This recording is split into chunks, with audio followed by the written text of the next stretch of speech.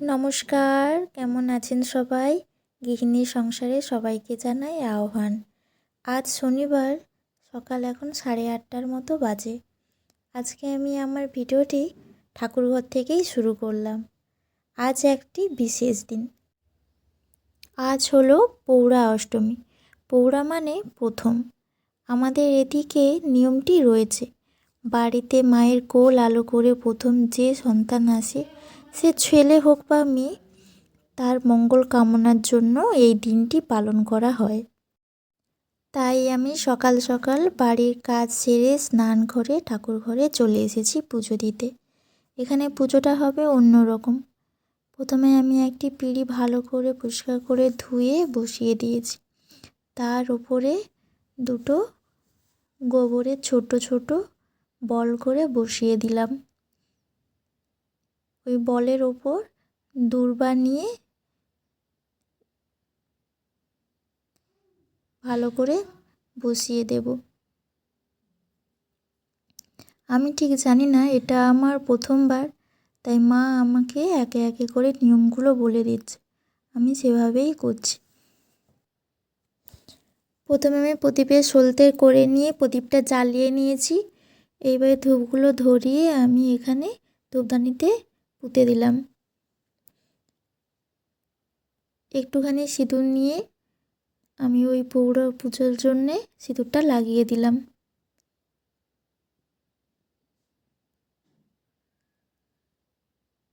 চন্দন ঘুঁটে চন্দনটাও একে একে আমি লাগিয়ে নিচ্ছি। এবার আমি পুজোটা করে নেব।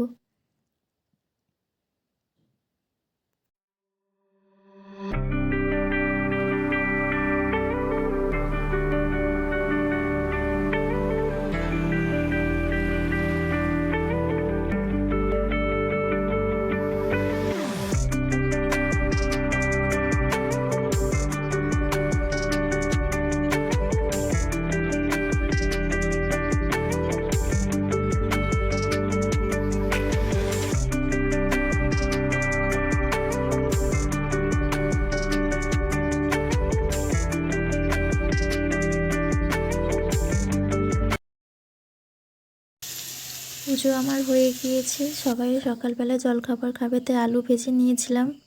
আর বাইরে এসেছি, বাইরে মা উঠোনটায় ভালো করে লেপে দিয়েছে, ধান উঠবে তার জন্যে।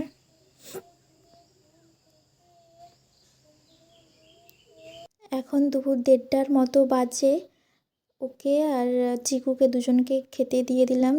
ভেবেছিলাম নিচে আসন করে ভালো করে দেব, কিন্তু তার আর সময় হয়ে ওঠেনি, তাই টেবিলেই সুন্দর করে সাজিয়ে দিয়ে দিচ্ছি।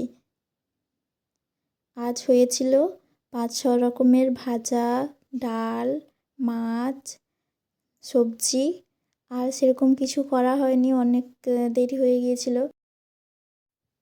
আর চিকু আমার এতেই খুব খুশি হয়েছে, ও লেবুটাকে চেপে রসটা বার করে নিয়েছে। ওরা খেতে থাকুক, চলুন আমিও খেয়ে নেব। এই যে খাওয়া দাওয়া শেষ করে আমরা এখন যাচ্ছি ধান বইতে। হাতে তিরপল কাপড় সব নিয়ে নিয়েছি। চলুন আমার সঙ্গে আপনারাও চলুন মাঠে। এই যে এটা আমাদের ক্ষেত।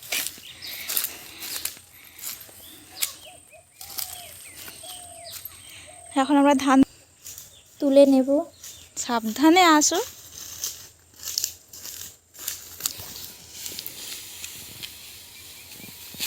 আজ বাড়িতে কেউ ছিল না, মা গিয়েছিল অফিসের কাজে, আর বাবা মাকে আনতে গিয়েছিল, তাই আমরা দুজনেই আসছি ধানটা তোলার জন্য। এই যে মাঠে আমি তিরপলটা বিছিয়ে নিয়েছি। তিরপল না বিছালে কী হয় জানেন তো, ধান পড়ে যায়। যখন ধান নিবে মাথায়, ওই খড়গুলো বজা নিলেই ধানগুলো ঝরঝর করে ঝরতে থাকে, তাই তিরপল একটা বিছিয়ে নিয়েছি, আর ওর মধ্যেই খড়গুলো আমি দিয়ে দিচ্ছি। ধান পড়লে ওই তিরপলের মধ্যেই পড়বে।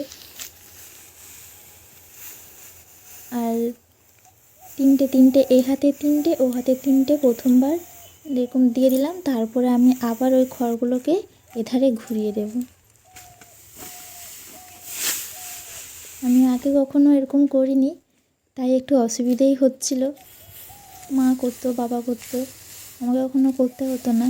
আজ নেই আর মেঘলাও করছে, তাই তাড়াহুড়ো করে না ধান তুলে নিলে যদি বৃষ্টি একবার চলে আসে সব শেষ হয়ে যাবে। এই যে সন্ধ্যেবেলায় আমি স্নান করে চলে এসেছি। ধান তুলতে তুলতে অনেকটা দেরি হয়ে গিয়েছিল, তাই বাকিটা আর দেখাতে পারলাম না। এসে এই যে মাথায় চিরুনি দিচ্ছি, চুলগুলো এত ভেজা, একটু শুকনো না করলে সব চুল আমার উঠে যাবে। আর এই যে বরমশাই আমাকে শুয়ে শুয়ে শুধু হাসাচ্ছে। চলুন রাতের খাবারের প্রস্তুতি করে নিই। এই যে ময়দা মেখে আমি এই যে লেচি কেটে বেলতে বসে পড়েছি। আর এই যে বরমশাই বসে পড়েছে, প্রথমে চিপসগুলো ভেজে নিচ্ছে, তারপরে একে একে আমরা সব রান্না করে নেব। আজ হবে লুচি, ছোলার ডাল। ভেবেছিলাম একটু সুজি করব, কিন্তু ওরা বললো কেউ খাবে না, তাই করিনি। কী হবে বলুন, নষ্ট হবে। অন্যদিন না হলে করে দেব, তাই আজকে আর করলাম না।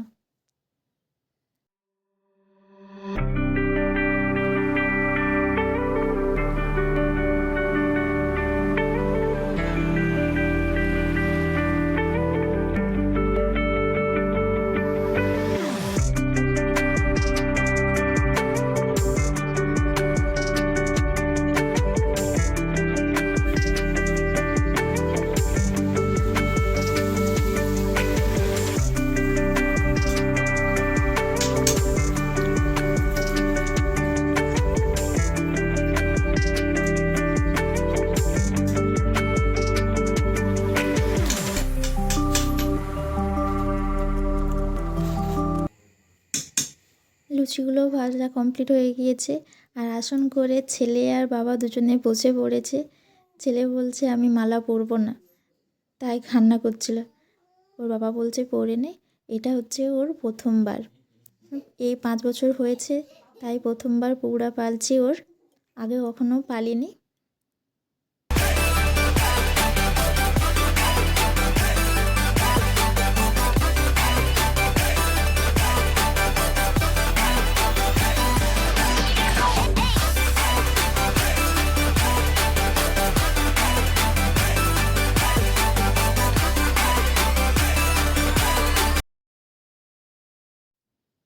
দেখুন কি অবস্থা, ফোঁটা নিবে বলে কপালটা বাড়িয়ে দিয়েছে।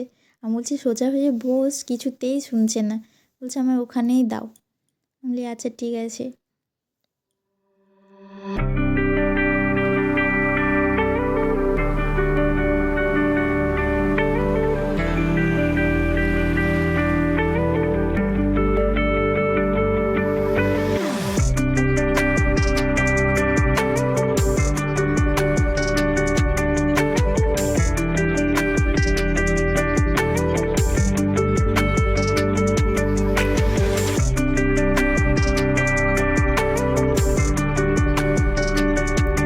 ওদেরকে এবার আমি খেতে দিয়ে দিব, ওরা ততক্ষণে খেতে থাকুক। আর আজকের ভিডিওটি আমি এখানেই শেষ করছি। সবাই ভালো থাকবেন, সুস্থ থাকবেন এবং স্বাভাবিক থাকবেন। ভিডিওটি ভালো লাগলে একটা লাইক করে দিবেন, আর খুব ভালো লাগলে সাবস্ক্রাইব করে দিবেন। নতুন ভিডিও পাওয়ার জন্য বেল আইকনটি অন করে রাখবেন, যাতে নোটিফিকেশানটা প্রথমেই আপনাদের কাছে পৌঁছে যায়। আজকের মতো আসি, ফিরে আসব আবার একটি নতুন ভিডিও নিয়ে। আজকের মতো টাটা।